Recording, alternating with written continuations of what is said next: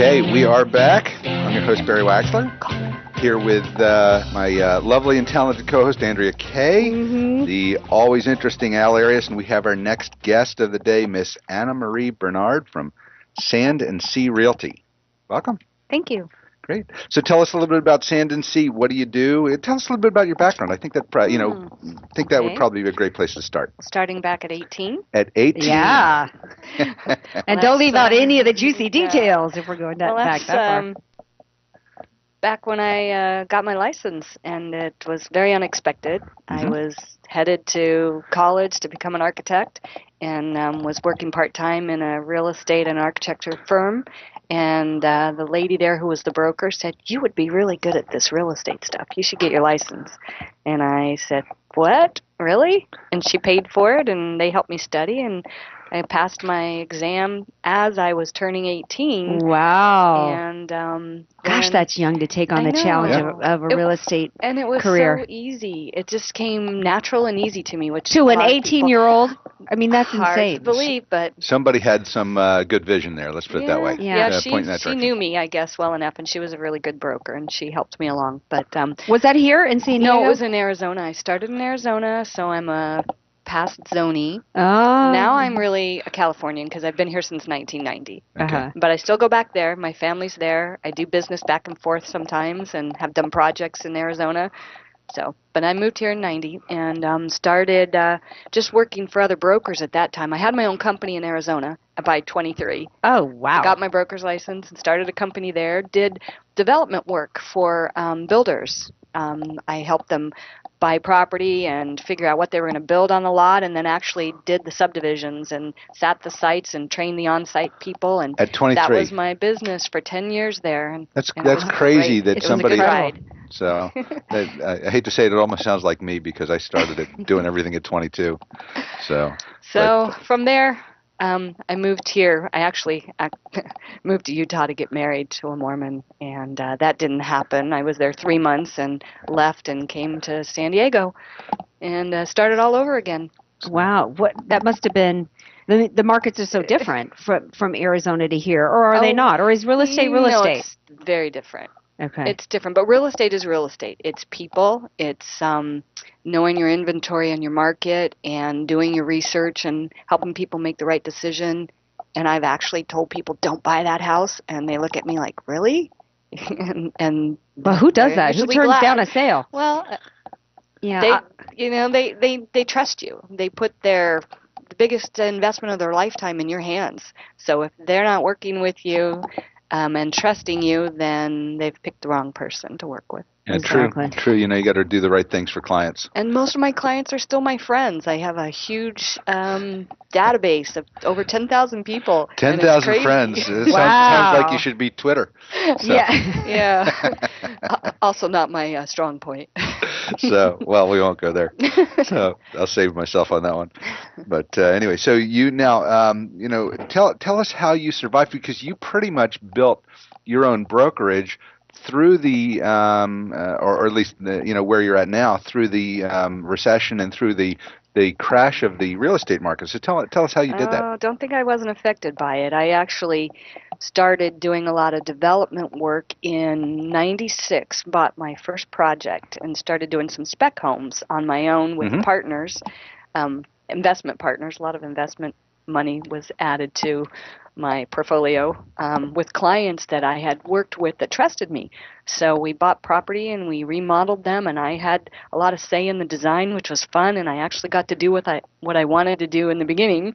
And so now I'm involved hands-on with those kind of things. And so you really like the creative side as well as the functional side of the business. I love the creative side. I can walk into a house that's 1,200 square feet and see exactly what could be there and have good vision.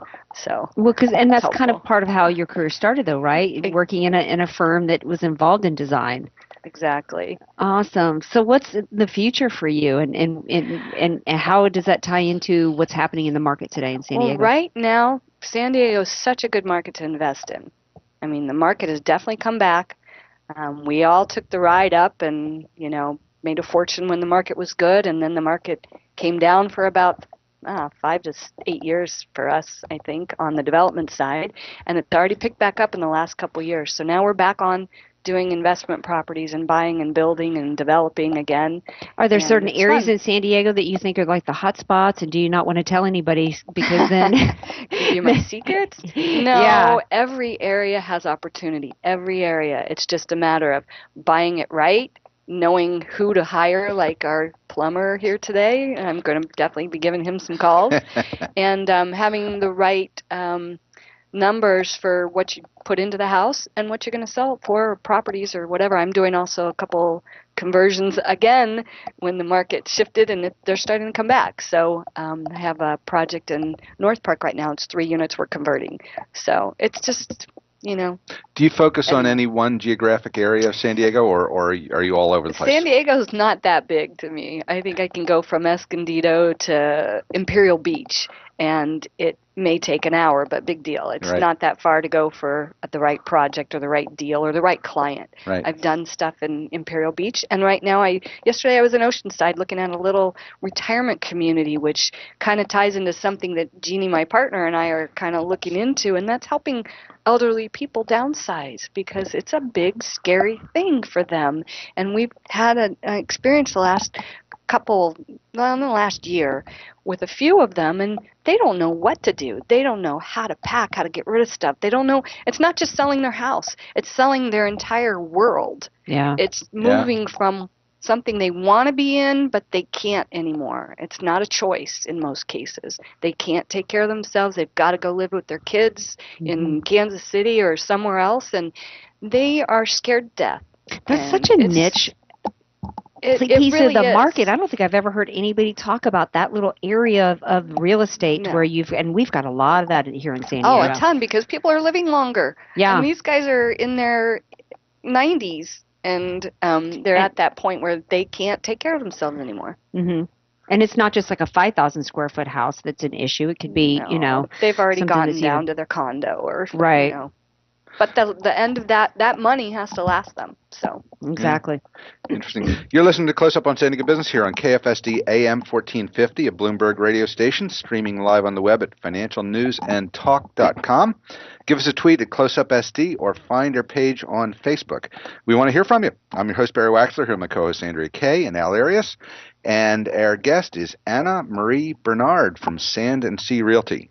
So, and one of the things I notice is it almost looks like you have experience doing virtually everything in the real estate field, which I assume falls short of commercial but stays everything in residential. No, I've done commercial. Wow. I've done a couple buildings. I did an office medical building in Hillcrest, and we actually converted the 925 building downtown San Diego, a 60,000 square foot building. Wow. And I also was an investor partner and still are looking into a project in Long Beach that's a 30,000 square foot building. So everything you can imagine, I've kind of So you're just fearless, in. basically. You got to be fearless to do that, to say, you know what, I'm going to take a leap from, residential to commercial and, or even from San Diego to Long Beach. You have to. Does anything scare you? Not really. I don't think. I love that. Sure. She gets That's my great. Fearless Woman of the Year award already, and it's That's early great. January. And the thing that surprises me is, most people that grow a practice like you have grown it based on a skill or an art of delegation, and you do everything, everything hands-on. Well, I have good help. Don't get me wrong, Okay. but I can and I do have part in almost everything. Like if somebody called me and it was their parents, I would go and list their property myself, and I don't delegate that out. If I get an ad call or a sign call, and I have a really good group of new agents that are in the business that I'm teaching, and I love to teach them, and I will give them the people I don't know just for them to have the experience, but I'm with them all the way from start to finish, whether I even interview and meet with the client first with them and then turn it over to them. But yeah, I pretty much do everything still, and I like that, and I want to stay involved in everything. Right. Yeah. And I assume you guide the financing of any properties that you're selling as well. Absolutely. Yeah, That's that's always the challenge. Always the challenge to deal with the the finance arm and the real estate arm, putting them together. As well as the fact that in the middle of all that, you've got 15 independent contractors in your office that I'm sure need help and would really benefit from your 30 years of experience. So how does that come into play in your time? How do you squeeze that in? That's the fun part for me, because then I get to pass on my knowledge and my experiences, and they can learn from me. So I meet with them once a week and just have a little class and session, and they bring me what they want to talk about or what they want help with, like whether it's how to overcome objections or how to get someone to sign in on an open house sheet. Simple things like that that actually do take talent, I have to say, because a lot of people don't want to sign in. They want to be anonymous. Yeah. They want to come in and creep. They don't want to be bugged. Yeah. I would think that the financing is extremely dynamic these days because of regulations caused by the crash, 2008 crash and like that. And I know that my clients, for example, really struggle. Small businesses, they really struggle to get financing.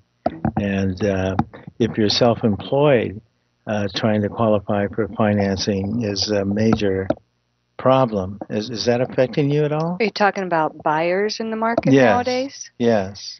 I think you're finding a little more creative financing coming back around that we saw back in the 90s, where I've actually done some seller financing where we just closed a condo downtown on Beach that the seller carried back 80% of the property. It was free and clear, and he did a carryback, so the buyer didn't have to qualify because he couldn't. He was had several businesses, and there was no way he was going to qualify for a loan. So yeah, that's exactly what I was fishing for, because I'm pretty sure that the return that he gets over the seller financing far exceeds what you can get in the marketplace, because there's more risk, and there's reasons why you can command higher interest rates.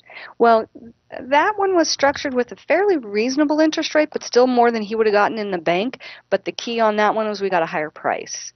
So it offset. Right. And so that would, if you calculate it over the years, then your return is still higher. Yeah, it's very strategic, very clever. And that was my idea. Nobody thought of that. And I've done creative things from back when I was 20. I did a lease option with cash and gemstones. Wow. Trade. Wow. It was the strangest deal, but it worked. I got paid. Everybody was happy. Yeah, the check cashed, right? So it's creative. I get to use my creative side on things like that. Options are really cool because they give you walking around money. It's not taxable. Yeah. And I've done a lot of lease options and currently have some lease options going on too. Awesome. Hey, we're starting to run short on time. Do me a favor, tell our listeners how they can find you. You can call me at 619-MOVE, 6683. So 619-840-MOVE. And website that you can guide everyone to? SandandSeaRealty.com. SandandSeaRealty.com. Great. Well, I will tell you, I appreciate you being with us. We have a lot of realtors in this town, and I feel privileged that you've chosen us to come on our show. Well, thank you for having me. Great. Thank you. So you are listening to Close Up on San Diego Business, where we get up close and personal with homegrown San Diego business and the people that are working hard to make a difference in our community. Send us a tweet at CloseUpSD or just find us on Facebook and let us know what you think. I'm your host, Barry Waxler. We'll be right back after a word from our sponsors.